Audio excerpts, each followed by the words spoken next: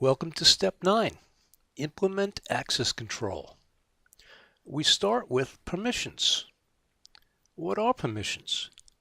What an end user is allowed to do on the system depends upon the account used and what that account has been configured to allow the user to do. Most operating systems allow very granular control as to what a particular account is allowed to do. Configure accounts to allow users the access rights necessary to perform their job, but no more. This, if you recall, is the principle of least privilege. Access rights consist of an account's ability to access files and directories. If access is granted to a file, is the account allowed to change the file or only read it? If access is granted to a directory, is the account only allowed to read the contents of the directory, or are they allowed to create new files in the directory, etc.? Creating these rights on a Linux or Windows OS is a very basic admin function. So we won't go into the specifics here. For ease of administration, assign rights to groups of accounts rather than to individual accounts. You should create groups of employees with similar job function and then assign specific rights to the group.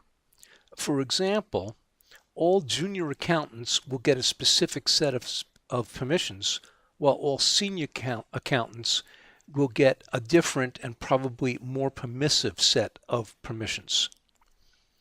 All admin assistants will get a specific set of permissions applicable to their job duties, etc. Remote access permissions need to be considered carefully.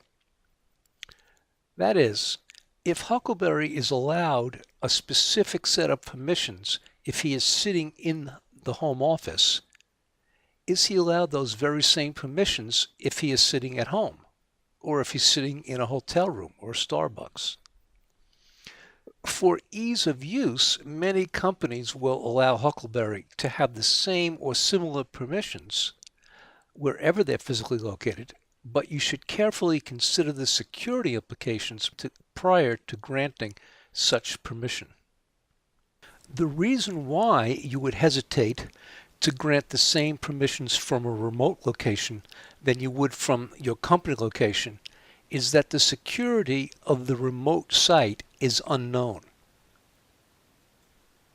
If you plan to allow an end user access from a potentially insecure location to data on your network, you should use a VPN. A VPN provides secure communication over an insecure public network. So what's going to happen is the data that goes back and forth will be encrypted. Now there are two types of VPNs, site-to-site VPNs and client-based VPNs. What we're talking about here is client-based VPNs. Here, a piece of software is installed on the end user's laptop. This allows the remote user to establish a VPN from his laptop to the security appliance that sits on your home network. The important thing to realize is that the VPN allows all data between the laptop and the remote network to be tunneled and therefore encrypted. So you don't really care if the local connection is secure or not, because even if the data could be sniffed by a black hat, he would not be able to decipher the encrypted data. Also, make sure that the VPN is enforced, meaning that the end user is unable to connect to the home office unless the data is protected by the VPN. That is the end of this lecture. Thank you very much for watching.